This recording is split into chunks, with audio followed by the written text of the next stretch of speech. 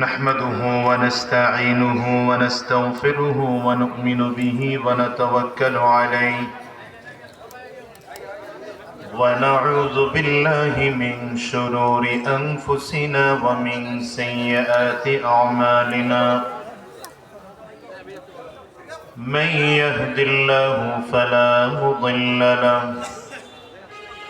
ومن يضلله فلا هادي له ونشهد أن لا إله إلا الله وحده لا شريك له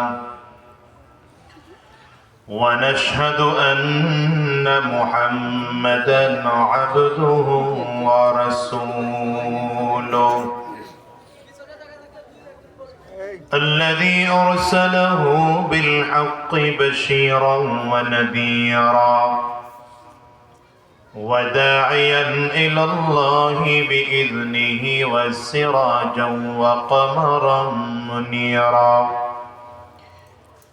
أما بعد فأعوذ بالله من الشيطان الرجيم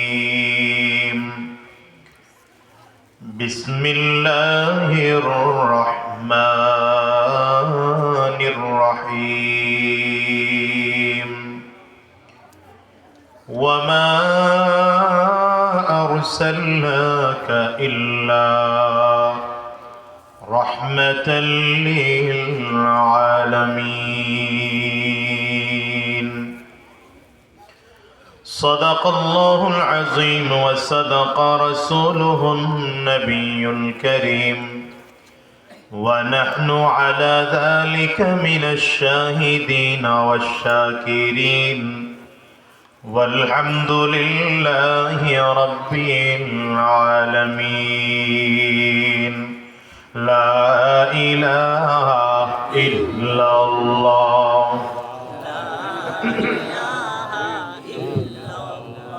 জোরে আওয়াজ দিয়ে জবান খুলে সকলে মিলে লা ইলাহা ইল্লাল্লাহ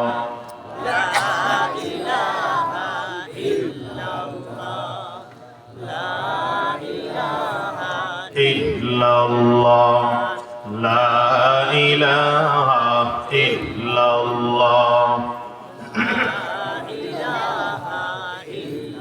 লা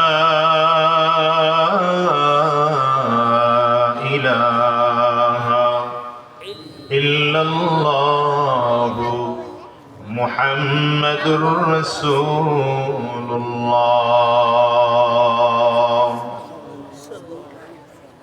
রিয়াজুল জান্নাহ মহিলা কওমি মাদ্রাসার উদ্যোগে আয়োজিত আজকের এই মাহফিলের মুহতারাম সম্মানিত সভাপতি উস্তাজুল আসাতিজা হযরতুল আল্লাম হযরত মাওলানা আল্লামা আব্দুর রশিদ সাহেব দামাত বরকাতুহুম আলিয়া, উপস্থিত অন্যান্য হযরত উলামায়ে কেরাম,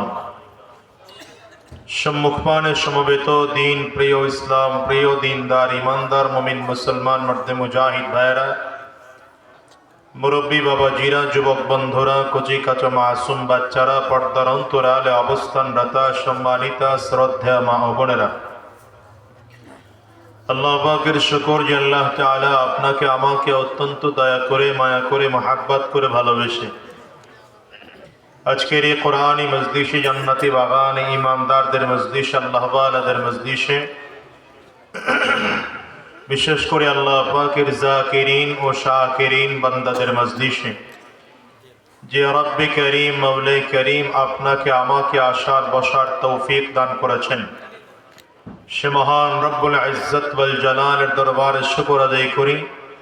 আমরা সকলেই জবান খুলে আওয়াজ দিয়ে জোরে সোরে বলি আলহামদুলিল্লাহ। সবাই আওয়াজ করে আলহামদুলিল্লাহ বলেন নাই, না বললে যে গুনাহ হবে এমন না, তবে আল্লাহ তাআলা বলেছেন লা ইন শাকারতুম লা আযীদান্নাকুম, তোমরা যদি নিয়ামত পেয়ে নিয়ামতের শুকর আদায় করো তাহলে আমি আল্লাহ নিয়ামত আরো বাড়িয়ে দেব। এই নিয়তে যেহেতু আমরা মাহফিলে বসতে পেরেছি, দ্বীনি মজলিসে বসতে পেরেছি, এটা আল্লাহ পাকের নেয়ামত সমূহের মধ্যে অন্যতম একটি বড় নেয়ামত। এই নিয়ামতের শুকরিয়া আদায়ার্থে আমরা সকলেই বলি আলহামদুলিল্লাহ। যে আয়াতে কারিমা তিলাওয়াত করেছি, আল্লাহ রাব্বুল আলামিন বলেন, ওয়ামা আরসালনাকা ইল্লা রাহমাতাল লিল আলামিন। আমার আপনার নবী, বিশ্ব নবী, সরওয়ার দু আলম, আকায়ে নামদার, তাজদার মদিনা, আহমদ মুজতবা মুহাম্মদ মুস্তাফা সাল্লাল্লাহু আলাইহি ওয়াসাল্লামকে বিশ্ববাসীর মাঝে আল্লাহ পরিচয় করিয়ে দিচ্ছেন যে আমার নবীর পরিচয় কি? আমার নবীর পরিচয় হলো নবী জগৎবাসীর রহমত। সুবহানাল্লাহ বলেন। নবী জগৎবাসীর রহমত। আল্লাহ পাকের পরিচয় কি? আল্লাহ তাআলার পরিচয় হলো আল্লাহ রব্বুল আলামিন, গোটা জগৎ সমূহের রব। বলেন আল্লাহর পরিচয় কি? জগৎ সমূহের। যে কথা বলে না, মুশকিল, কথা বলতে হবে সবার। আল্লাহর পরিচয়, আল্লাহ হলেন জগৎ সমূহের রব। বলেন আল্লাহর পরিচয় কি? আরো জোরে বলেন, আল্লাহর পরিচয় কি? জগৎ সমূহের রব। এই জন্য আমরা নামাজে দাঁড়িয়ে সূরাতুল ফাতিহা পড়লে একদম প্রথম যে আয়াতটা পড়ি, এই আয়াতই আল্লাহ পাকের পরিচয় সংক্ষিপ্ত করে, বিস্তারিত পরিচয় সংক্ষেপ করে তুলে ধরেছেন। আমরা নামাজে দাঁড়িয়ে পড়ি আলহামদুলিল্লাহি রাব্বিল আলামিন, পড়ি না? সবাই একটু আমার সাথে পড়েন, আলহামদুলিল্লাহি রাব্বিল আলামিন। কি সওয়াব হইল না গুনাহ হইল? কেমন সওয়াব হইল? মিনিমাম 10 নেকি। রাসূল আরবি বলেন, মান ক্বারা মিনাল কুরআনি হারফান ফালাহু হাসানাতুন ওয়াল হাসানাতু আশরু আমসালিহা। নবী বলেন, যে ব্যক্তি কুরআনুল কারীমের একটা অক্ষর তিলাওয়াত করে তো আল্লাহ তাআলা তার আমল নামায় কম হলেও 10টা নেকি লিখে দেয়।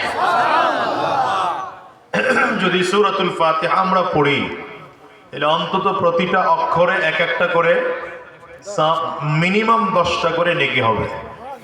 পড়েন, সবাই পড়েন, আলহামদুলিল্লাহি রাব্বিল আলামিন আর রহমানির রহিম মালিকি ইয়াউমিদ্দিন ইয়াকা না'বুদু ওয়া ইয়াকা নাস্তাঈন ইহদিনাস সিরাতাল মুস্তাকিম সিরাতাল লাযীনা আন'আমতা আলাইহিম গায়রিল মাগদুবি আলাইহিম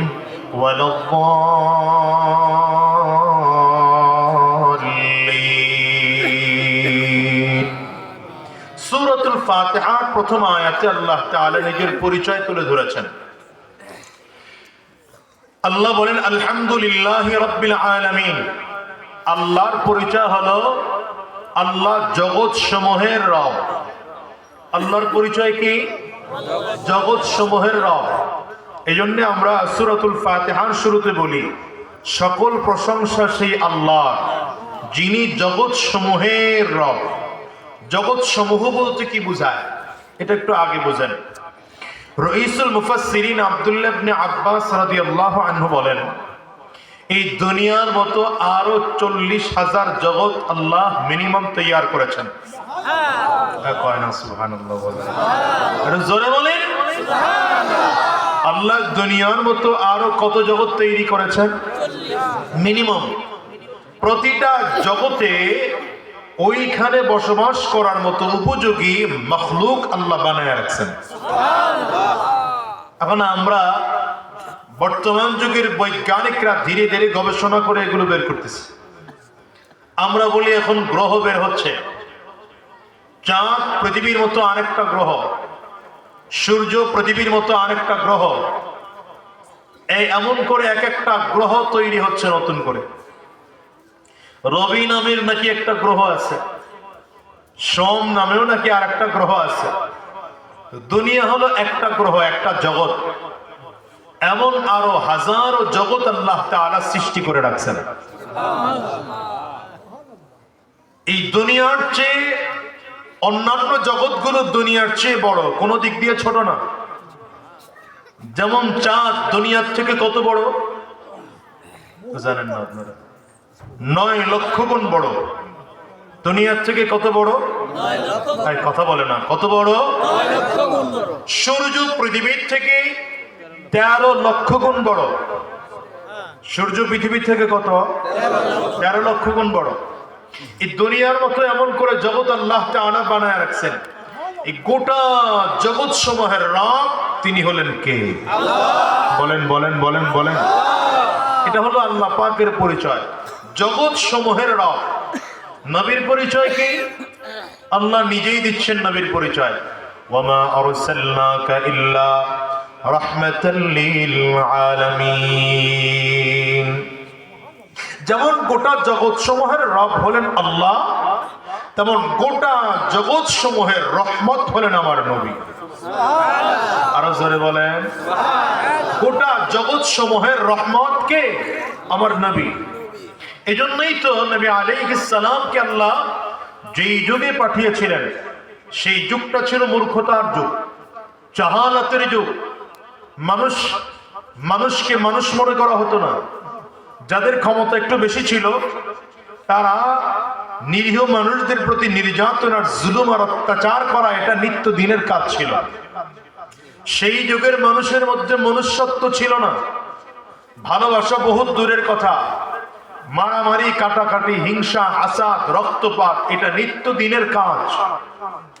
জিনা, ব্যভিচার, সুদ, ঘুষ, মদ, জুয়া এগুলো নিত্য দিনের কাজ ছিল। আমার নবী এসে আল্লাহু আকবার নবুয়ত প্রাপ্ত হয়েছেন আমার নবী 40 বছর বয়সে। কত বছর? 40 বছর বয়সে নবুয়ত পাওয়ার পরে নবীজি দুনিয়াতে ছিলেন মাত্র 23 বছর। বলেন কত বছর ছিলেন? বলেন না কত বছর ছিলেন? তার মানে নবুয়ত প্রাপ্ত হওয়ার পরে মাত্র 23 বছর হায়াত নবীজি পেয়েছিলেন। এই 23 বছরের হায়াতে আমার নবী এমন এক জামানা, এমন এক যুগ এই পৃথিবীবাসীকে উপহার দিয়েছেন, গোটা বিশ্ববাসীকে দেখিয়েছেন চাইলে এই মদিনার সেই খারাপ জায়গাটাকে স্মরণের টুকরা বানিয়ে দেওয়া যায়। ঠিক না? আর কথা বলেন না, ঠিক না? মদিনার রাষ্ট্র পরিচালনা করেছেন আমার নবী, যেই রাষ্ট্রের মধ্যে জুলুম ছিল না, অত্যাচার ছিল না, অন্যায় ছিল না, সুদখোর ছিল না, ঘুষখোর ছিল না। এমনকি আমার নবীর হাতে হাত দিয়ে কালিমা পড়ে যেই মানুষগুলো কালিমা পড়ে মুসলমান হয়েছেন এরা জন্মসূত্রে ছিলেন জাহান্নামের আসামি। তাদের বাবা ছিল কাফির, মা ছিল কাফিরা। বাবা ছিল মুশরিক, মা ছিল মুশরিকা। কিন্তু আমার নবীর হাতে হাত দিয়ে যখন কালিমা পড়ে মুসলমান হয়েছেন, আল্লাহু আকবার, জান্নাতের মেহমান হয়ে গেছে। কেমন জান্নাতের মেহমান? যাদেরকে আমার নবী নিজের জীবন দশায় জান্নাতের সার্টিফিকেট দিয়েছেন। আবু বকর সিদ্দিক রাদিয়াল্লাহু আনহুকে জান্নাতের সার্টিফিকেট দিয়েছেন নবীজি নিজের জীবন দশায়। ওমর ফারুক রাদিয়াল্লাহু আনহুকে জান্নাতের সার্টিফিকেট দিয়েছেন নবী নিজের জীবন দশায়। উসমান বিন আফফান রাদিয়াল্লাহু আনহুকে জান্নাতের সার্টিফিকেট দিয়েছেন নবীজির জীবন দশায়। আলী রাদিয়াল্লাহু আনহুকে নবীজি জান্নাতের সার্টিফিকেট দিয়েছেন নবীজির জীবন দশায়। এমন করে করে করে করে 10 জন সাহাবীকে জান্নাতের সার্টিফিকেট দিয়েছেন নবী জীবন দশায়। বলে অন্যান্য সাহাবীদের অবস্থা কি? বদরের যুদ্ধে যারা শরীক হয়েছেন তাদের ব্যাপারে আল্লাহ পাকের স্পষ্ট কথা, যা মনে আছে তোমরা তা করো, তোমাদের জিন্দেগির গুনাহ মাফ। উহুদের যুদ্ধে যারা শরীক হয়েছেন তাদের ব্যাপারে মাফের ঘোষণা এসেছে। ওই যুদ্ধে কি বলে বাইআতে আকাবা, বাইআতুর রিদওয়ানে যারা শরীক হয়েছিলেন এদেরকে আল্লাহ সাধারণ ক্ষমা ঘোষণা করেছেন।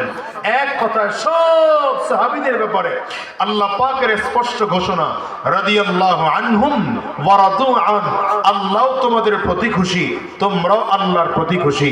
এবার বলেন, যাদের প্রতি আল্লাহ খুশি, যারা আল্লাহর প্রতি খুশি, এরা জাহান্নামী না জান্নাতি? বলেন না, বলেন না, বলেন না। তো আমার নবী এমন এক যুগ দেখিয়ে গিয়েছেন যেই যুগের মানুষগুলো চুরি করে না, যেই যুগের মানুষগুলো চিটারি করে না, যেই যুগের মানুষগুলো মানুষের সাথে জুলুম করে না, বরঞ্চ আমার নবীর সোহবতে থেকে এই খারাপ মানুষগুলো দিন দিন দিন দিন ভালো হয়ে যায়। এলাকার সবচেয়ে খারাপ যুবক নবীজির হাতে হাত দিয়ে কালিমা পড়ে মুসলমান হয়েছেন, রাস্তা দিয়ে হেঁটে যাচ্ছেন, আমার নবীর হাতে হাত দিয়ে কালিমা পড়ে মুসলমান হওয়ার সাথে সাথে নবীজির সাহাবী হয়েছে। কথা কয় না তো, ঠিক না? কারণ সাহাবী হওয়ার জন্য শর্ত কি? ঈমানি হালাতে নবীকে দেখা আর ঈমানি হালাতে ইন্তেকাল করা, এটা সাহাবীর শর্ত। তো আমার নবীর হাতে হাত দিয়ে যখন কালিমা পড়ে মুসলমান হয়ে গিয়েছে, সবচেয়ে টপ লেভেলের সন্ত্রাস থাকলেও সে এই মুহূর্তে সাহাবী। কথা বলে না, ঠিক না? আর কালিমা পড়ার কারণে টোটাল জিন্দেগির গুনাহ মাফ হয়ে নিষ্পাপ শিশুর মতো হয়ে গেছে। রাস্তা দিয়ে হাঁটতেছে এই সন্ত্রাস, গতকালকের যিনি চিহ্নিত সন্ত্রাস ছিল আজকে রাস্তা দিয়ে হাঁটতেছে। তো রাস্তা দিয়ে হাঁটলে সন্ধ্যার আগ মুহূর্ত রাস্তা দিয়ে এক যুবতী হেঁটে যায়। যুবতী মহিলা যুবককে দেখে চিনে ফেলছে যে এ তো এমন এক যুবক, যেই যুবক যে কারো ইজ্জত নষ্ট করতে দ্বিধা করে না। এই যুবক তেমন এক যুবক যে কারো উপরে হামলে পড়তে দ্বিধা করে না, কারো সম্পদ ডাকাতি করে নিতে দ্বিধা করে না। মেয়েটা কোথায় পালাবে, একবার ডান দিকে ছুটাছুটি করে তো আরেকবার বাম দিকে দৌড় দেয়, কখনো পাহাড়ের আড়ালে, কখনো কোনো পাথরের আড়ালে, কখনো কোনো গাছের আড়ালে। যুবকটা লক্ষ্য করেছে যে মহিলা যুবতী মেয়েটা এমন করে দৌড়াইতেছে। কাছাকাছি গিয়া নজরটা নিচে দিয়ে বললেন, বোন টেনশন করো না, আমি বুঝেছি কেন তুমি আমার কাছ থেকে বাঁচার জন্য দৌড়াদৌড়ি করতেছো, পালাইতেছো। আমি আগের সেই সন্ত্রাস, আগের সেই খারাপ মানুষ নেই, নবীর হাতে কালিমা পড়ে মুসলমান হয়েছে। চলো তোমার বাড়ি কোথায়? এই পাও গুছায় বসো ভাই, এটা মাহফিলে বসার আদব না। চলো তোমার বাড়ি কোথায়, আমি তোমার বাড়িতে গিয়ে পৌঁছায় দিয়ে আসি। আহ, কি আদর্শ দেখাইছেন আমার, কি আদর্শ দেখিয়েছেন আমার নবী। হ্যাঁ, নবীজি তো আজ থেকে 1450 বছর আগে বিদায় হয়েছেন, তো নবীজির কথা এখনো বলা হয়, এখনো ওয়াজ হয়, লক্ষ লক্ষ ওয়াজ এখনো আমার নবীর সিরত নিয়ে আলোচনা করে। কথা বলে না? অথচ বলেন তো সেই যুগটায় এত জনপ্রিয়তা কোত্থেকে পাওয়ার কায়দা ছিল? সেই যুগে তো এত জনপ্রিয় হওয়ার কোনো সুযোগই ছিল না। এই যুগে মিডিয়ার যুগ, ইন্টারনেটের যুগ, ফেসবুকে ভাইরাল হলেই আমরা সবাইকে চিনি। কথা কয় না? ইউটিউবে ভাইরাল হলেই আমরা যাকে তাকে চিনি। তো আমার নবীর যুগে তো ইন্টারনেট ছিল না, ফেসবুক ছিল না, ইউটিউব ছিল না, অথচ সারা পৃথিবীতে কোটি কোটি কোটি কোটি আমার নবীর ফলোয়ার। বর্তমান সারা বিশ্বে 200 থেকে 250 কোটি মুসলমান। কি করে হলো? এর মূল কারণ হলো আমার নবী এমন দাওয়াত দিয়েছেন আর এমন দাওয়াত সাহাবীদেরকে শিখিয়েছেন। এই দাওয়াত চলছে তো চলছে, চলছে তো চলছে, একজনের জবান থেকে আরেকজন পর্যন্ত দাওয়াত পৌঁছেছে। গোটা পৃথিবীতে সব থেকে বেশি দাওয়াত হয়েছে ইসলামের।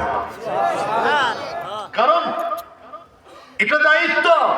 কিয়ামতের ময়দানে কোন গুনাহগার যখন আল্লাহর সামনে দাঁড়াবে, ও যদি বেঈমান হয়, আল্লাহ জিজ্ঞাসা করবে তোমার কাছে কোনো বশীর ও নজির পৌঁছায় নাই?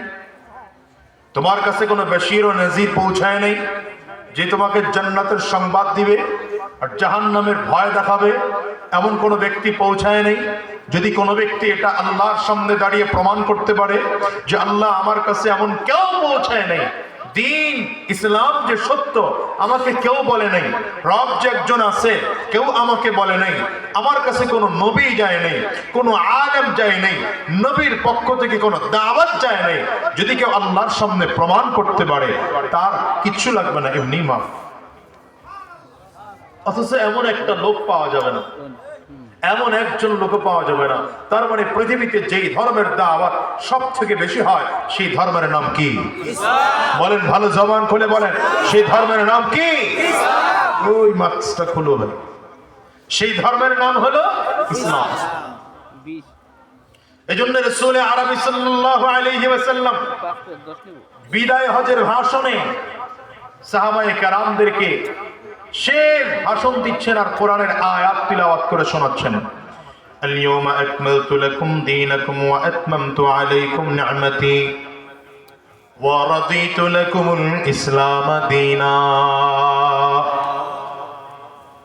আল-ইয়াওমা আকমালতু লাকুম দীনাকুম ওয়া আতমামতু আলাইকুম নি'মাতি ওয়া রাদিতু লাকুমুল ইসলাম দীনা। নবী নবী আমার ঘোষণা দিচ্ছেন, সাহাবীরা আল্লাহ তাআলা আজকের আমার মাধ্যমে দ্বীনকে পরিপূর্ণ করে দিয়েছেন। এখন থেকে দ্বীনের মধ্যে কিছু বাড়বেও না, কিছু কমবেও না। সাহাবায়ে কেরাম নবীজির জবানে দ্বীন কমপ্লিট হওয়ার ঘোষণা শুনে এত আনন্দিত হয়েছেন, একজন আরেকজনের কপালে চুমা খায়, একজন আরেকজনের হাতের মধ্যে চুমা খায়, কোলাকুলি করে, মুআনাকা মুসাফাহা করে। আর একজন সাহাবী আরেকজন সাহাবীদের দিকে তাকায় তাকায় বলে, ভাই আমাদের রক্ত বুঝি আজকে বিফলে যায় নাই, আমার সাহাবায়ে কেরামদের রক্ত আর জীবন বুঝি বিফলে যায় নাই। এই ইসলামের জন্য কত মার খেয়েছি আমরা, আজকে এত মারের বিনিময়ে ইসলাম কমপ্লিট হয়ে গেল। অমরের মার খাওয়ার বিনিময়ে বুঝি ইসলাম কমপ্লিট হয়ে গেল। আবু বকর সিদ্দিক রাদিয়াল্লাহু আনহু এই ইসলামের জন্য এমন মার খেয়েছেন, কাফির মুশরিকরা মারতে মারতে মারতে মারতে বেহুশ বানিয়ে মরুভূমির বালুর মধ্যে ফেলে রেখে চলে গিয়েছে। আজকে বুঝি এর বিনিময়ে দ্বীন কমপ্লিট হয়ে গেল। এই ইসলামের জন্য হামজা রাদিয়াল্লাহু আনহু উহুদের ময়দানে শহীদ হয়েছে, এর বিনিময়ে বুঝি ইসলাম কমপ্লিট হয়ে গেল। এই ইসলাম তো বিনিময়, ইসলাম কমপ্লিট করার জন্য কত সাহাবী বদরের যুদ্ধে শহীদ হয়েছেন, কত সাহাবী উহুদের যুদ্ধে শহীদ হয়েছেন। ওই মুআজ ছোট্ট মানুষ তার বাড়ি লইয়া আবু জাহালকে জমিন থেকে বিদায় নেওয়া করার পরে হযরত মুআজ শহীদ হয়ে আল্লাহর জান্নাতে চলে গিয়েছে। ঠিক না? ঠিক না? এই ছোট্ট দুইটা ভাই বদরের প্রান্তরে গিয়ে দাঁড়িয়েছে। একজন ভাই মুআজ, আরেক ভাই মুআব্বিস। নবী আগেই চাইছিলেন ছোট দুইটা ভাইয়ের যুদ্ধের ময়দানে নিবেন না, কারণ যুদ্ধে যাওয়ার জন্য যেই সাইজ দরকার, বডির যে হাইট দরকার, হাইটের টিকা নাই। বড় ভাই বুড়ো আঙ্গুলের মধ্যে ভর করে দাঁড়িয়ে ডাক দেয়, পয়গম্বর আমার দিয়ে তাকিয়ে দেখেন, আমি আপনার অন্যান্য সাহাবীদের মতো লম্বা, আমারে যুদ্ধে নিয়ে যান। বড় ভাই মুআজের নাম নবীজি যখন লেখাইলেন, ছোট ভাইটা নবীজির চারিদিকে ঘুরে আর চোখের পানি ফেলে কান্না করে আর ডেকে বলে, নবী আমার, আপনার কাছে কি মনে হয় আমার বড় ভাই মুআজের চেয়ে শক্তি আমার কম? আপনার কাছে কি মনে হয়? না গো পয়গম্বর, আমি বয়সে ছোট হতে পারে, শক্তি আমার মোটেও কম নয়। যদি আপনার বিশ্বাস না হয়, বড় ভাইয়ের সাথে আমার একটু কুস্তি লাগায় দেন, দেখেন না কে জিতে আর কে হারে। যদি আমি জিতে যাই, আমারও যুদ্ধে নিয়ে যাবে। নবী বললেন, ঠিক আছে, দুইজন কুস্তি লেগে যাও। ভালো করে বুঝেন, দুইজন কুস্তি লেগে যাও। বড় ভাইয়ের দিকে ছোট ভাইটা চোখের ইশারা করে তাকিয়েছে, দুইজনে চোখে চোখে কথা বলতেছে। ছোট ভাইটা বড় ভাইয়ের ইশারা দিয়া বুঝায় দেয়, এ ভাই, নবীর কাছে প্রমাণ করাইতে হবে আজকে আমার শক্তি তোমার চেয়ে বেশি। যদি আমার কুস্তিতে তুমি হেরে যাও, তাইলে তোমার নামটা যুদ্ধের ময়দানের মুজাহিদ থেকে কাটা যাবে না। কিন্তু যদি আমাকে জিতার সুযোগ করে দাও, তাইলে আমার নামটাও যুদ্ধে যাওয়ার জন্য সুযোগ তৈরি হবে। বড় ভাই ছোট ভাইয়ের চোখের ইশারা বুঝে ফেলেছে, দৌড় দিয়ে গিয়ে কলারের মধ্যে থাপা দিলেন। বড় ভাইটা হুমড়ি খেয়ে জমিনের মধ্যে পড়ে গেলেন। বড় ভাইয়ের বুকের উপরে উঠা ছোট ভাই মুআব্বিস চিৎকার করে ডাক দেয়, পয়গম্বর, এই যে তাকায় দেখেন, আমার শক্তি মোটেও কম নয়, আমি বড় ভাইয়ের জমিনের মধ্যে শোয়া ফেলাইছি, আমারও যুদ্ধের ময়দানে নিয়ে যাওয়া লাগবে। এমনি ইসলাম আসছে না, না, এমনিতে ইসলাম আসে নাই। আজকে টাঙ্গাইল শহরে বসা, কোথায় টাঙ্গাইল কালীহাতির এক কিনারায় বসা দ্বীনের আলোচনা শোনার জন্য এতজন মানুষ উপস্থিত হয়েছেন, এত উলামায়ে কেরাম হাজির হয়েছে, দু একজন শায়খুল হাদিসও হাজির হয়েছে। আপনি কি মনে করছেন ইসলাম এমনিতে আসছে? ৬,৫০০ কিলোমিটার দূর থেকে ইসলাম, মদিনার ইসলাম বাংলায় আসলো কেন? এটা সাহাবায়ে কেরামদের রক্ত আর জীবনের বিনিময়ে ইসলাম এসেছে। আপনার আমার মতো ঘুমায় ঘুমায় ইসলাম প্রচার করেন, কথা বলেন না কেন? রক্ত আর জীবনের বিনিময়ে ইসলাম আসছে এখানে। দুই ভাই দৌড় করেছেন যুদ্ধে। আব্দুর রহমান বিন আউফ বলেন, আমি যুদ্ধ তুমুল বেগে চলতেছে, আমি তাকায় দেখি আমার ডানেও একজন ছোট মানুষ, বামেও একজন ছোট মানুষ। হযরত আব্দুর রহমান বিন আউফ কয়, আমি বড় আফসোস করে বললাম, ভাই রে, যদি আমি দুইটা টাকরা যুবকের মাঝখানে হইতাম। দুই পাশে যুদ্ধের মধ্যে যদি তাকায় দেখে দুইজন ছোট মানুষ, তো যুদ্ধের স্পিড থাকে থাকে না। আব্দুর রহমান বিন আউফ বলে, বড় আফসোস করে মাঠটা ছোট হয়ে গেছে আপনার ভাই, একটু বড় মাঠে আয়োজন করবেন না, সিপাহি সাফায় আয়োজন করছেন, লোকজন কই খারাপ, থাক থাক এখন যা আছে নাড়াচাড়া দিয়ে না, সময় এমনি কম। তো আপনারা যারা আছেন এদিকে ঢুকেন, ওই যে ভিতরে জায়গা আছে এদিক থেকে, যাক আমার দিকে তাকান। কি বললাম? আব্দুর রহমান বিন আউফ বলেন, ছোট ছোট দুইটা বাচ্চা আমার ডানে বামে, বাচ্চা ছোট, হঠাৎ করে ছোট বাচ্চা দুইটা আমার হাত ধরে ডাক দেয়, চাচু চাচু। আবু জাহেল কোনটা? মনোযোগী না হইলে কথা বুঝবেন না। কি কোনটা? আবু জাহেল কই? ওরা তো মদিনার অধিবাসী, এ তো আর আবু জাহেলরা চিনে না, ছোট মানুষ না। আব্দুর রহমান বিন আউফ কয়, তোমরা বাচ্চা মানুষ, আবু জাহেলকে দেখে কি করবা? আপনি দেখায় দেন না। সুবহানাল্লাহ, জোরে বলেন সুবহানাল্লাহ। আব্দুর রহমান বিন আউফ কয়, তোমরা দেখা কি করবা? বলে দেখায় দেন না। নবীর সাহাবী আব্দুর রহমান বিন আউফ রাদিয়াল্লাহু আনহু বলেন, দেখায় দিতে দেরি, তাকায় দেখি বড় ভাইটা ছোট ভাইরে কয়, আমি গেলাম, তুই আমার পেছন দিকটা খেয়াল রাখিস। দৌড় দিয়েছে, এক দৌড়, দুইটা ভাই দুইটা তার বাড়ি নিয়ে দৌড় দিয়েছে। একজন গিয়া আবু জাহেল যেই ঘোড়ার পিঠে সাওয়ারি ছিল, ওই ঘোড়ার মধ্যে আঘাত করেছে। আবু জাহেল কুমড়ে খেয়ে জমিনে পড়ার আগে আগে আরেকজন গিয়ে কল্লার মধ্যে আরেক ছুরি চালায় দিয়েছে। আবু জাহেলের মৃত্যু নিশ্চিত কইরা নবীর সামনে দুইটা তরবারি নিয়ে দাঁড়াইছে। ছোট ভাই হুজুর আমি মারছি, বড়টা কয় আমি মারছি, দুইজনের তরবারি। নবী কয়, দুইজনের তরবারি আমার কাছে দাও, দেখি কে মারছে। দুইজনের তরবারি নিয়া নবীজি এক তরবারির রক্ত পরীক্ষা করে দেখে এর মধ্যে ঘোড়ার রক্ত, আরেক তরবারি পরীক্ষা করে দেখে এর মধ্যে মানুষের রক্ত। নবী মাত্র বলবেন, তুমি ঘোড়া মারছো, তুমি আবু জাহেলরে মারছো, জিবরিল দাঁড়ায় কয়, সাবধান, বলা যাবে না, এটা বলা যাবে না। আল্লাহর পক্ষ থেকে কথা আসছে, হুজুর আপনার জবান থেকে কথা বের হইতে হবে, তোমরা দুইজন আবু জাহেলকে মারছো।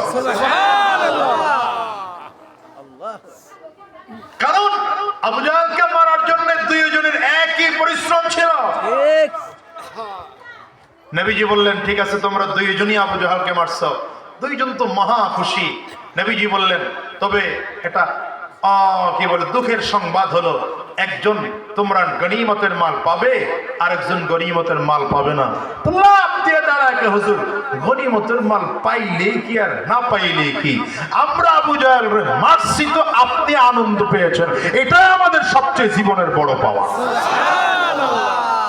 আল্লাহ পাকের ফয়সালা, গনিমতের মাল পায় নাই কি? ওই বড় ভাই মুআজ, আল্লাহর বান্দা, ওইখানে শহীদ হয়ে জান্নাতে চলে গিয়েছেন। জান্নাতে শহীদ হওয়ার পর তার গনিমতের মাল পাওয়ার সুযোগও নাই। ইসলাম এভাবে আসছে, ইসলাম এভাবে আসছে, ইন্টারনেট দিয়ে ইসলাম আসে নাই। কথা কয় না তো? ইসলাম ইন্টারনেট দিয়ে আসে নাই। এখন তো বক্তা বড় বড় বক্তার কোয়ালিটি কি কয়, ইউটিউবে মিলিয়ন মিলিয়ন ভিউ আছে, ফেসবুকে অনেক ভিউ হয়, এ হলো তার কোয়ালিটি। কোরআন তেলাওয়াত করতে জানে, তা খেয়াল করি নাই।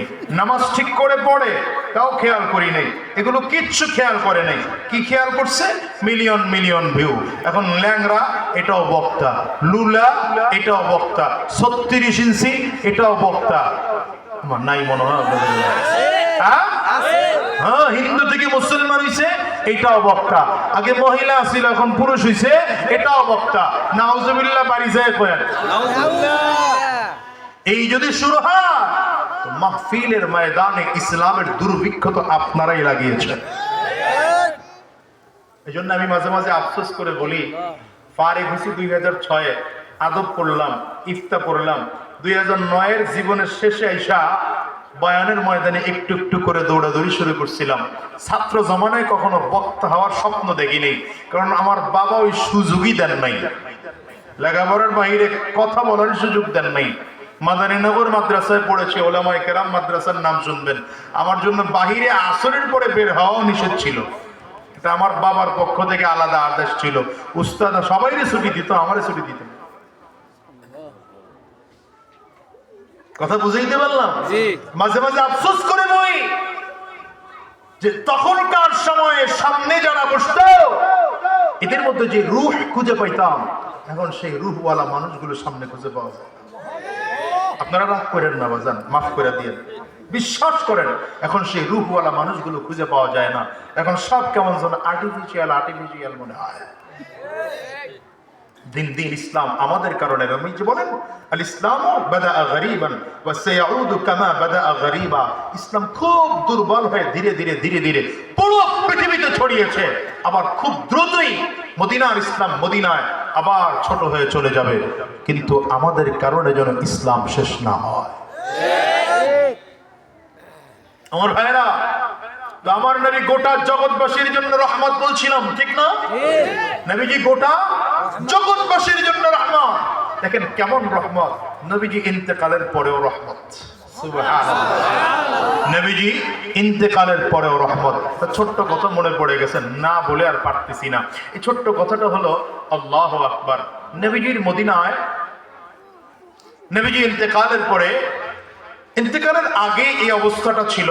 আমার নবী ক্লাস করায়া এশার নামাজের আগে অথবা কখনো জোহরের নামাজের পরে বলতেন, আবু বকর আমার আসহাবে সুফফার মধ্য থেকে তুমি কয়জনরে নিয়ে খাওয়াইবা? তো মাঝে মাঝে আবু বকর দাঁড়াইতেন, হুজুর 2 জন দেন, কখনো 3 জন দেন, কখনো বলতেন হুজুর ক্ষমা চাই আজকের অবস্থা বড় খারাপ। কখনো ওমর বলতেন হুজুর আমারে 2 জন দেন, ওসমান বলতেন হুজুর আমারে 5 জন 10 জন দিয়ে দেন, ধনী মানুষ ছিলেন তো। আবার কখনো এমন হতো কাউরে কিছু না বইলা নবী একা নিয়ে যেতেন। আরে জোরে কয় না তো? কখনো নবী একা নিয়ে যেতেন, এক পেয়ালা দুধ দিয়া পুরো 70 জন সাহাবীকে খাওয়াই দিয়েছেন। কেমনে? ওই যে রহমাতুল লিল আলামিন বলছি, জগৎবাসীর জন্য রহমত, তো গোটা 70 জনকে খাওয়াবে কেন? আরো বেশিও তো চাইলে সম্ভব। কি কথা বল না কেন? খন্দকের যুদ্ধ খনন করা চলতেছে।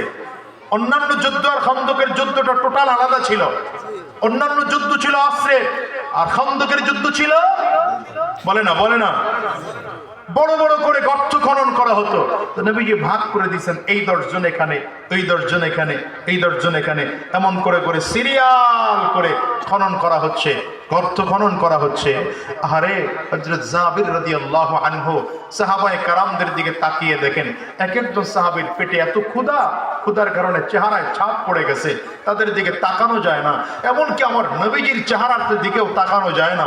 আমার নবী ক্ষুধার কারণে পেটের মধ্যে পাথর বেঁধে আছেন, এরপরও পরীক্ষা খনন বন্ধ হয় না। হযরত জাবির নবীর কাছে গিয়া কয়, হুজুর একটু ছুটি দেন, বাড়িতে যাব। একটু ছুটি দেন হুজুর, বাড়িতে যাব। নবী কয় ঠিক আছে, কাছাকাছি বাড়ি ছিল, ঠিক আছে যাও। বাসায় গিয়ে স্ত্রীকে ডাক দেয়, বাসায় কিছু আছে? বাসায় কিছু আছে? নবীজির চেহারার দিকে তাকানো যায় না, ক্ষুধায় নবীজির চেহারা পর্যন্ত শুকিয়ে গেছে। কিছু আছে? নবীরে মেহমানদারি করাইতে পারবা? ঘরের স্ত্রী বলে এই অল্প একটু আটা আছে, অল্প কয়টা রুটি হবে।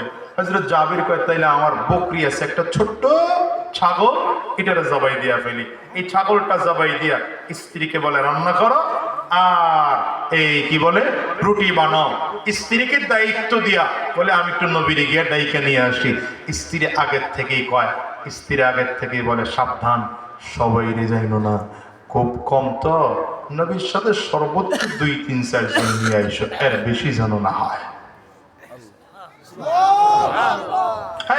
জাবির রাদিয়াল্লাহু আনহু গিয়া নবীর কানে কানে ডেকে কয়, হুজুর আমি আপনার জন্য একটু খানা পাকাইছি। সুবহানাল্লাহ, আমি আপনার জন্য একটু খানা পাকাইছি হুজুর, আপনি 2-3 জন গোপনে করে আমার বাড়িতে চলেন। নবী কয় আমি এতজন সাহাবী রাইখা একা একা তোমার বাড়ি খাইতে যাব, এটা কেমনে হয়? তুমি ভাবলা কেমনে? এই খানা কত দূর আছে? বলে হুজুর এতটুকু আর এতটুকু। নবী কয় তো আম কেসি, কোনো সমস্যা নাই। পুরো খন্দকের উপরে দাঁড়ায় নবী কয় ইয়া আহলা খন্দক ইন্না জাবিরান কদ সানা সূরা ফাহিয়া আহলান বিকুম। এই খন্দকবাসী চলো, জাবির তোমাদের জন্য খানা পাকায় রেডি করে রাখছে, চলো সব মিলে জাবিরের বাড়িতে চলো। হযরত জাবির রাদিয়াল্লাহু আনহুর চেহারা শুকিয়ে গেছে, কালো হয়ে গেছে। এতজন মেহমান নিয়ে নবী আমারে কি লজ্জা দিবেন নাকি? ব্যাপারটা বড় মারাত্মক হয়ে গেল। নবীজি হাত দিয়ে বললেন, টেনশন করো না, টেনশন করো না, যাও গিয়ে তুমি আর তোমার স্ত্রী খানা রেডি করো, আমি সাহাবীদেরকে নিয়ে আসতেছি। জাবির রাদিয়াল্লাহু আনহু বাসায় গিয়ে বললেন নবী আসতেছে। হযরত জাবিরের স্ত্রী পর্দার ফাঁক দিয়ে দেখতেছেন নবী কয়জন নিয়ে আসছে, খানা রেডি করতে হবে তো। কয়জন নিয়ে আসছে তাকায় দেখে নবী সামনে সামনে হাঁটে, পেছনে পুরো খন্দকবাসী সামনের দিকে আসতেছে। একজন দুইজন গিয়ে ১৭ পড়ে কত একটু পরে বলতেছি আসতেছে সব। হযরত জাবিরের স্ত্রী কয়, এটা কাম করলা? এটা কোনো কাম হইল? এটা কোনো কাম করলা? তোমাকে বেড়া মানুষের আকল জ্ঞান কম, আমাদের দেশের মহিলারা যেমন কয়।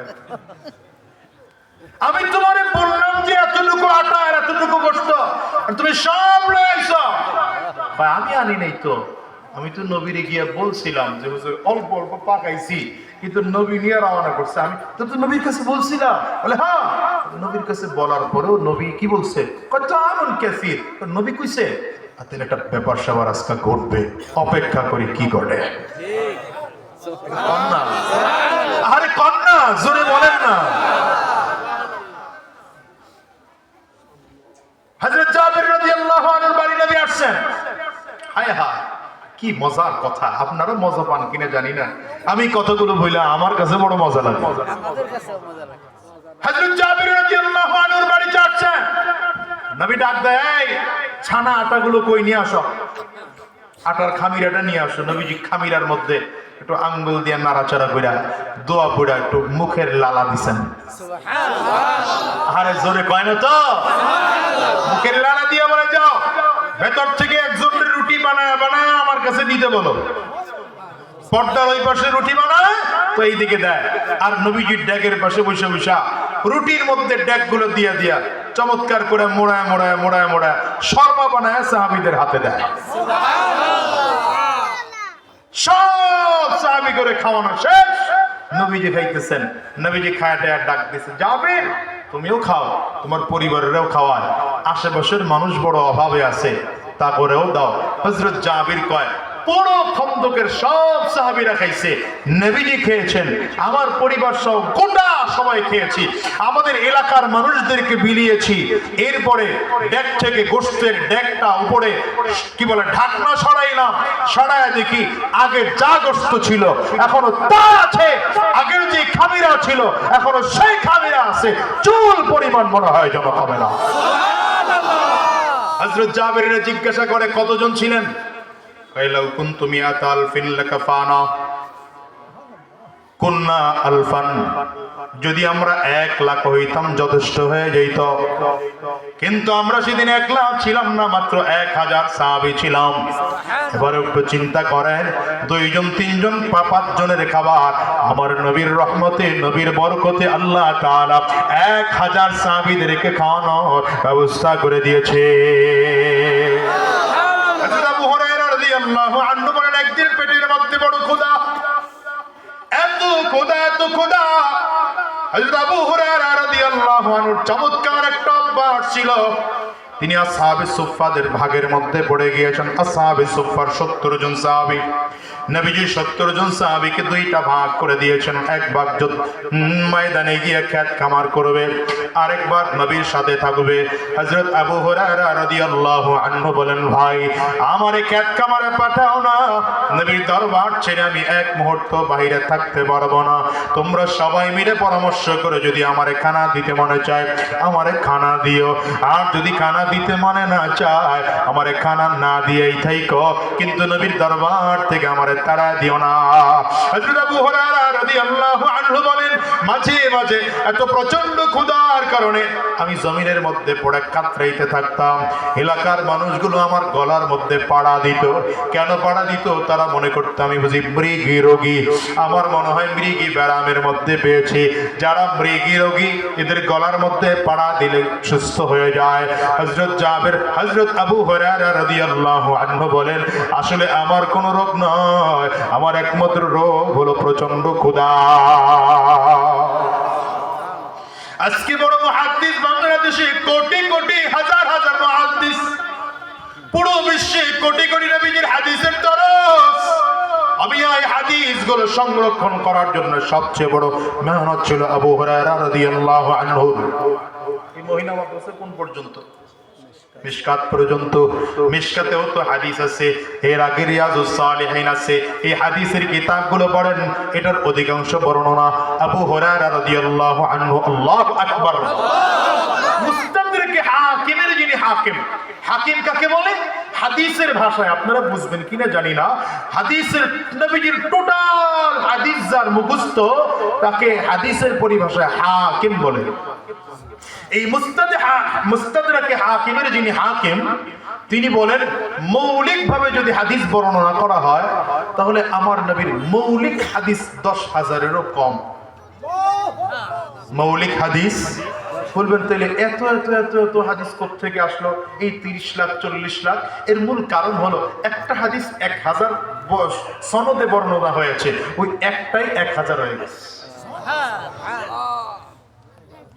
এই 10,000 হাদিসের মধ্যে 5.5 থেকে 6,000 হাদিস আবু হুরায়রা রাদিয়াল্লাহু আনহু থেকে বর্ণিত।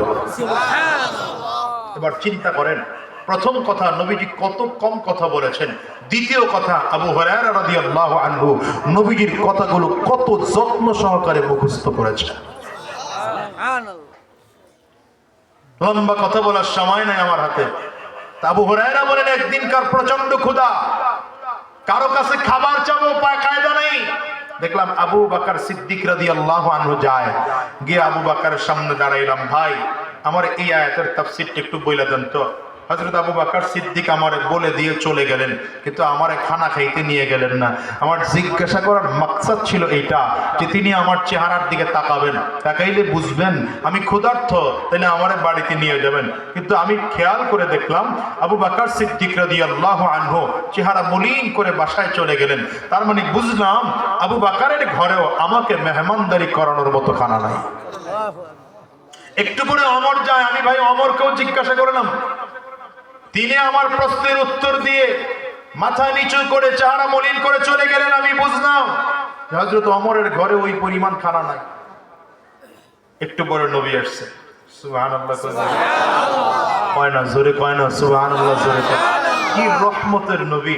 হযরত আবু হুরায়রা কয় ফাআখাযা বিয়াদি, হুজুর আয়েশা আমার হাত ধরছে। হায়দারা কয় হ্যাঁ বুঝছি, চলো। বাসায় গিয়া আবু হুরায়রা কয় তো ভালো হয়েছে, এতক্ষণ ধরে চিন্তা করছি কার বাসায় খাবো না, নবীর ঘরে। ভেতরে আওয়াজ দিলেন, কে আছে? খানা কত দূর আছে? ভেতর থেকে ছোট্ট একটা পেয়ালা দুধ ভেতর থেকে দেওয়া হলো। আবু হুরায়রা রাদিয়াল্লাহু আনহু বলেন, যাক এই ছোট্ট পেয়ালার দুধ হইলেও নবীজি কিছু খাবেন, আমি কিছু খাবো, মোটামুটি ক্ষুধা মোটামুটি নিবারণ হবে। হঠাৎ করে নবী আমার ডাক দেয়, আবু হুরায়রা দেখলাম মসজিদে নববীতে খানা পাক হয় নাই, আমার সাহাবী করে ডাক দাও। মসজিদে নববীতে 70 জন সাহাবী। আরে বুঝে না তো, এরা বুঝে না তো কি সুবহানাল্লাহ কয়মিয়া সিপ দিয়া বয়, জোরে সুবহানাল্লাহ বলেন। কতজন সাহাবী? 70 জন সাহাবী। কতটুকু দুধ?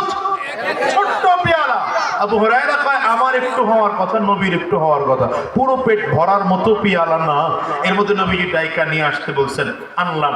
নবী বলছেন তো আদেশ অমান্য করার কোনো সুযোগ আইনা। নবীজি পেয়ালার মধ্যে একটু ফু দিয়া বললেন পান করাও। আবু হুরায়রা বলেন পেয়ালাটা হাতের মধ্যে নিয়ে প্রথম ডান সাইডে একজনের হাতে দিলাম, তিনি 1 চুমুক 2 চুমুক 3 চুমুক দিয়া পেট ভরে দুধ পান করলেন। আবার আরেকজনের হাতে দিলেন, তিনিও দুধ পান করলেন। আরেকজনের হাতে দিলেন, তিনিও পেট ভরে দুধ পান করলেন। আরেকজনের হাতে দিলেন, তিনিও পেট ভরে দুধ পান করলেন। আরেকজনের হাতে দিলেন, তিনিও পেট ভরে দুধ পান করলেন। এমন করে করে করে করে 70 জন সাহাবী পেট ভরে দুধ পান করে পেয়ালাটা আমার হাতে দিলেন। নবী ইশারা করলেন, এবার তুমি পান করো। আবু হুরায়রা কয় পেটে তো এমনি প্রচন্ড ক্ষুধা, সেই চুমুক দিয়েছে, এমন চুমুক দিলাম, 1 চুমুক এতটুকুই পেট ভরে গেছে, নবীর হাতে পেয়ালা দিব, নবী কয় আবার পান করো। আমি বললাম আবার নিলাম, আবার পান করলাম, আবার নবীজির হাতে দেব, নবী কয় আবার পান করো। আমি বললাম নবী পান করার মতো সুযোগ নাই, নবী ধমক দিয়ে বললেন পান করো। এবার তৃতীয়বার মুখের মধ্যে চুমুক লাগায়া আবার পান করা শুরু করলাম। তৃতীয়বার পান কইরা নবীর হাতে দেব, নবী কয় আবারও পান করো। আমি বললাম হুজুর যথেষ্ট খেয়েছি, এই পরিমাণ দুধ কখনো পান করি নাই। এইবার আমার নবী একবার, দুইবার, তৃতীয়বার চুমুক দিয়া পেয়ালাটা পর্দা সরায়া ভেতর দিক ঢুকায়া দিলেন। আবু হুরায়রা রাদিয়াল্লাহু আনহু বলেন পেয়ালাটা এসেছিল যেইভাবে ফেরত দেওয়া হলো সেইভাবে যারা পরিমাণ দুধ পেয়ালার থেকে কমে না। কত রহমতের নবী আমার, কত রহমতের নবী আমার। আরে ইন্তেকালের পরেও তো আমার নবী রহমত, কথা বলে না ঠিক না? ইন্তেকালের পরেও তো আমার নবী রহমত। এবার কথা আরেকটা মনে পড়ে গেছে, বলবো? এটা বলার জন্য এই দুইটা আয়েশা পড়ছে সামনে। তিনজন আল্লাহর বান্দা নবীজির মসজিদে নববীতে পড়াশোনা করতে গিয়েছে। যুগটা নবীজির যুগ ছিল না, সাহাবীদের যুগও ছিল না, তাবিঈন বা তাবে তাবিঈন এরকম কারো যুগ ছিল। তো নবীর যুগে তো খাওয়া দাওয়া ওখানের ব্যবস্থা ছিল না, যে যার মতো করে খাইতো আর লেখাপড়া করা হতো। তো মসজিদে নববীতে তিনজন লেখাপড়া করতে গেছে। কয়জন? একজনের নাম আবু শাইখ, আর একজনের নাম ইবনুল মুকরি, আর একজনের নাম তাবরানী। তিনজন তো লেখাপড়া করতে গিয়া যেই সম্পদ নিয়ে গেছিল ওটা শেষ হয়ে গেছে, খানা খাওয়ানোর মতো সম্পদ আর নাই। তো নাই কি করবে? ইবনুল মুকরি আর আবু শাইখ দুইজন গিয়া কয় তাবরানী ভাই রে, আমাদের আর ক্ষুধা সহ্য হচ্ছে না, বাড়ি যাইগা। তাবরানী কয় ঠিক আছে তোমরা গেলে যাও, আমি মদিনা আসার সুযোগ পেয়েছি, নবীর দরবার থেকে না খায়া মইরা গেলেও যাব না। জোরে কোন, জোরে কোন, জোরে কোন। গেছে গা তাবরানী, কে বলে বাকি দুইজন গেছে গা, তাবরানী বসে আছে। তো এখন একদিন, দুই দিন, 5 দিন হয়ে গেল, পানি পান করে করে জীবন কাটাইতেছে, পানি পান করে করে জীবন কাটাইতেছে। কয়দিন? 5 দিন পরে হঠাৎ করে মনে চিন্তা আসছে, আরে নবীনা কবরে জিন্দা। কথা কয় না কি বুঝি না, আপনারা বুঝেন না মনে হয় কথা। আবার নবীনা কবরে জিন্দা, নবীর কাছে একটু বইলা দেখি না, নবীনা রহমতের নবী, ফয়সালা হয়ে যাইতে পারে তো।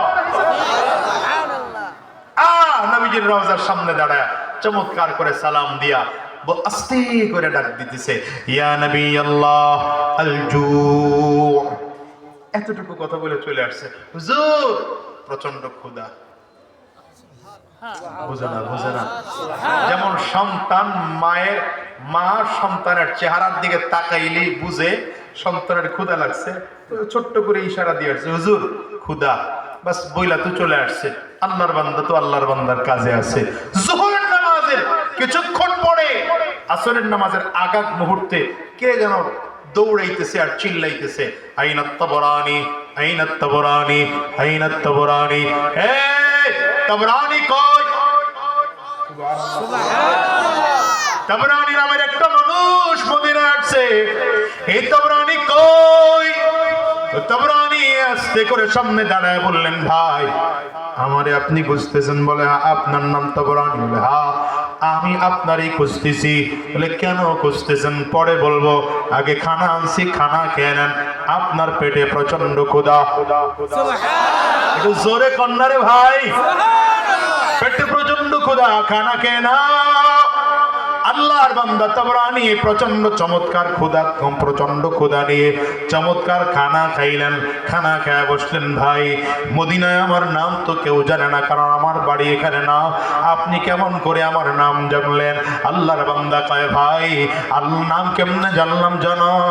দুপুর বেলা খানা খেয়ে ঘুমাইতেছিলাম, ঘুমের মধ্যে হঠাৎ করে নবী আমার স্বপ্ন দেখায়, এই মদিনার মানুষ খানা খায়া তো আরাম করে ঘুমাইতেছো, আর আমি নবীর হাদিস শিখার জন্য তাবরানী নামের একজন মানুষ বহুদূর থেকে আমার কাছে আসছে, আজকে 5টা দিন ধরে না খাওয়া, তুমি কেমন করে আরামে খানা খায়া ঘুমাও? তাড়াতাড়ি করে যাও, আমার মেহমান রে গিয়া খানা খাওয়া। আল্লাহর বান্দা দৌড়ে এসে চলে আসছে। মুসলমান এই জন্য বলি, আমার নবী তো রহমতের নবী, আমার নবী তো এত রহমতওয়ালা নবী, গোটা পৃথিবীর মানুষের জন্য আমার নবী রহমত। জমিনে আমার নবী আসছিলেন গোটা মানুষকে জাহান্নামের আযাব থেকে মুক্তি দিয়া, আমার নবী আসছিলেন জান্নাতে দেওয়ার জন্য, গোটা মানুষের চরিত্রগুলো ভালো বানাইয়া জান্নাতে দেওয়ার জন্য আমার নবী আসছিলেন। জমিনে আসছিলেন গোটা জাতিকে মুক্তি দেওয়ার জন্য, আমার নবী জমিনে এসেছিলেন গোটা জাতির কাছে শান্তি প্রতিষ্ঠা করার জন্য। নবী আজ দুনিয়ার থেকে বিদায়, আমার নবী আর জমিনে আসবেন না। তবে হ্যাঁ জানো, এমন রহমতের নবী দুনিয়া আর কেউ নাই, দুনিয়া আর কেউ নাই। কারণ কিয়ামতের ময়দানে মানুষগুলো যখন আযাব দেখবে, সূর্য মাথার মুড়মাত উপরে থাকবে, মাথার মগজগুলো সূর্যের তাপে টকবক টকবক করে ফুটতে থাকবে। ওদিকে হাসরের ময়দানটা হবে তামার, মানুষগুলো তাকিয়ে তাকিয়ে দেখবে ডান দিকে ও জাহান্নামের আগুন ধাউ ধাউ করে সামনের দিকে আগায়, বাম দিক থেকেও জাহান্নামের আগুন আগায়, সামনের দিক থেকে আগায়, পেছন দিক থেকেও জাহান্নামের আগুন সামনের দিকে আগায়। মানুষগুলোর অবস্থা এত খারাপ, এত খারাপ, মানুষগুলো পাগল পাড়া হয়ে যাবে। আরে গুনাহ অনুযায়ী ঘাম পর্যন্ত শরীর থেকে পড়বে, কারো টাকনো পর্যন্ত ঘাম, কারো হাঁটু পর্যন্ত ঘাম, কারো কোমর পর্যন্ত ঘাম, কারো সিনা পর্যন্ত ঘাম, কারো কাঁধ পর্যন্ত ঘাম, কেউ আবার ঘামের সাগরের মধ্যে হাবুডুবু খাইতেছে। ওই রকম অবস্থার মধ্যে আমার মালিক জালালিয়াত, জব্বারিয়াত আর কাহ্হারিয়াতের কণ্ঠে আওয়াজ দিয়ে আমার মালিক ডাক দেয়, লিমানিল মুলকুল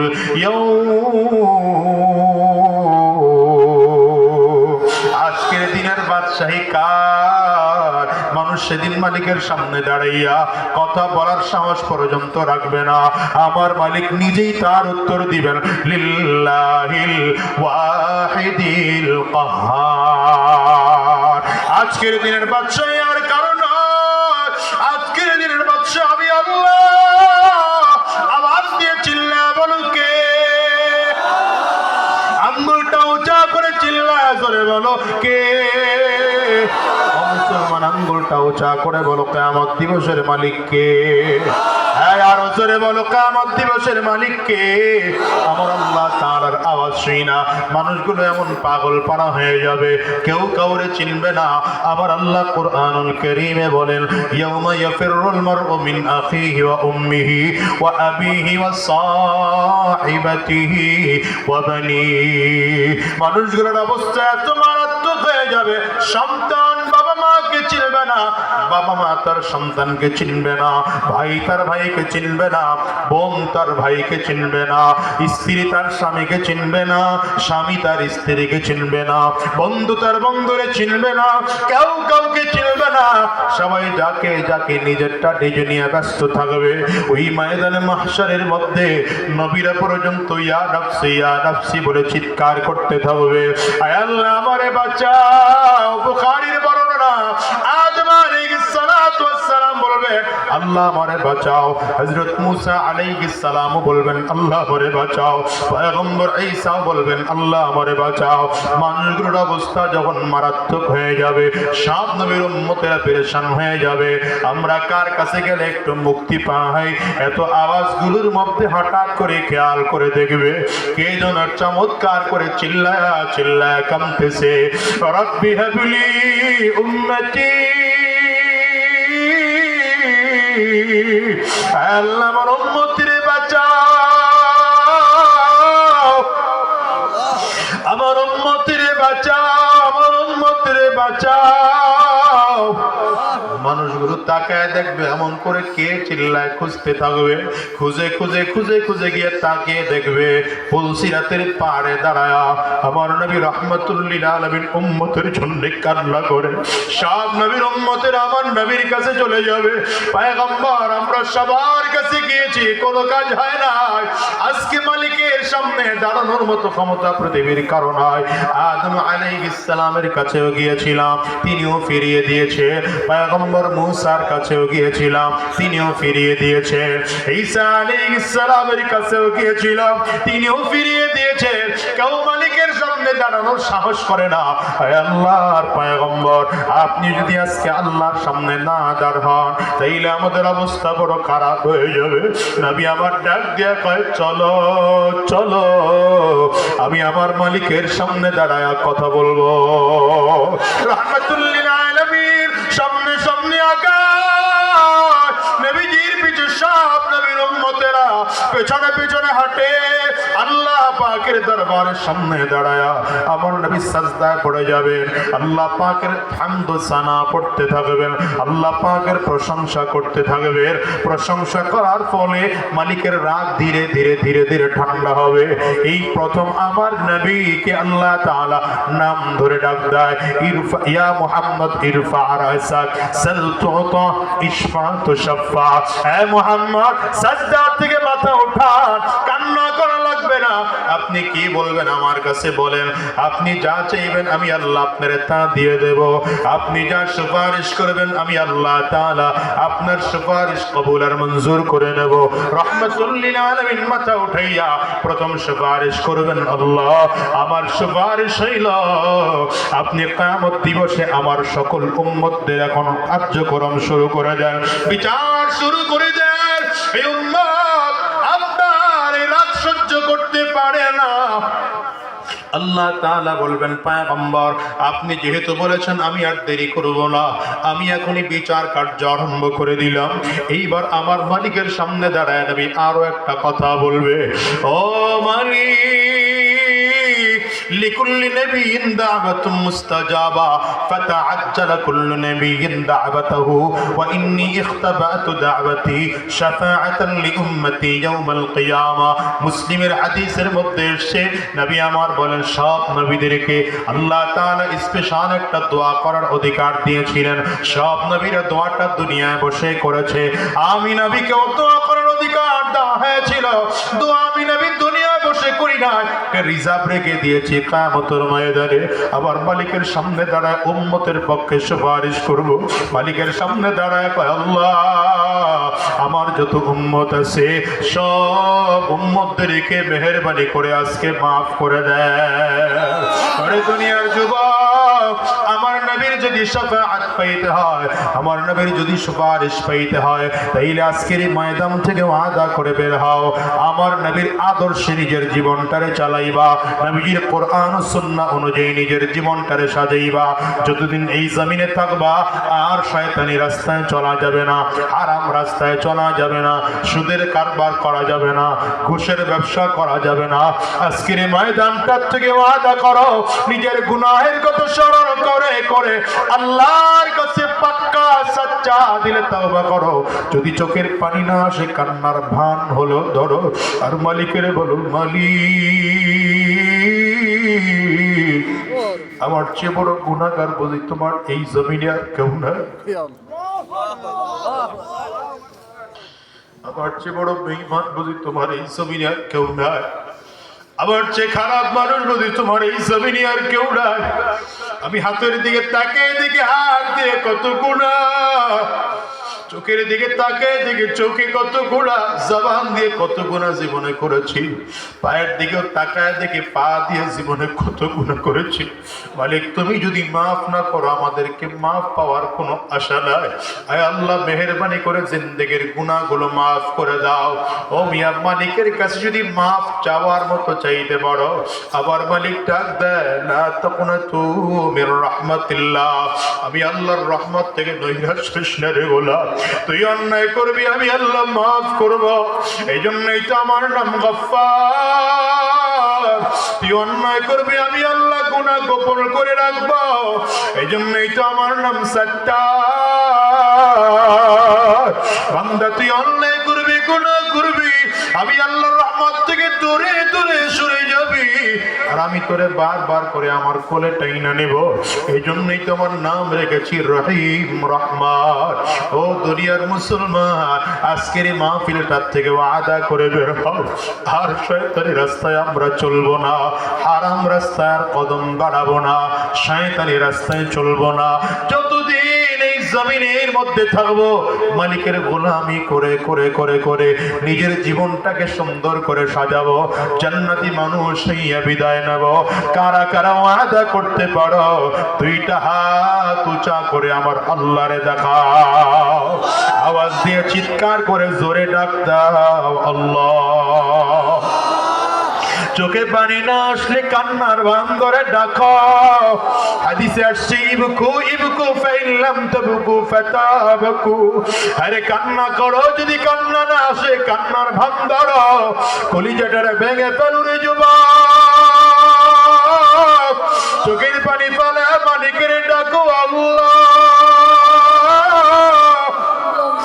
আওয়াজ দিয়ে চিল্লা ডাকো আল্লাহ। দয়ার মালিক, তোমার দরবারে ভিক্ষুকের মতো দুইটা হাত বাড়াইলাম, আর শয়তানি রাস্তায় চলবো না, আর হারাম রাস্তায় চলবো না, আর উল্টো পাল্টা রাস্তায় চলবো না, আর সুদের কারবার করব না, আর ঘুষের কারবার করব না। আল্লাহ তুমি কবুল করে নাও, কবুল করে নাও, কবুল করে নাও। আওয়াজ দিয়া জবান খুলে বলো আমিন, আরো জোরে আওয়াজ দিয়া বলো আল্লাহুম্মা আমিন। হাতগুলো নামান আমার বাজান, আমি আর সময় দিতে পারছি না, লম্বা সময় হয়ে গেছে, সুতরাং আমি আপনাদেরকে